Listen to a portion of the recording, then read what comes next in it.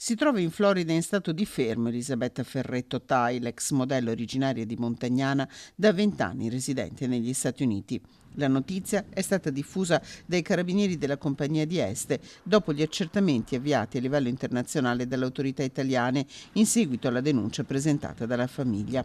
L'ex modella ha contatti costanti con l'Italia, con i genitori e il fratello che vivono a Montagnana. Tornata negli Stati Uniti dopo aver fatto visita a parenti e amici, di lei non si avevano notizie dal 22 aprile fino alle rassicurazioni arrivate ieri. Un sospiro di sollievo, anche se per ora non sono note le cause del fermo dell'ex modella, ora cinquantenne. Un profilo pubblico, quello di Elisabetta Ferretto Tai, che nel 2019 era stata coinvolta nelle vicende legate a Jeffrey Epstein, avendo denunciato le molestie subite da quest'ultimo dopo essersi avvicinata a lui tramite ambienti legati al mondo della moda.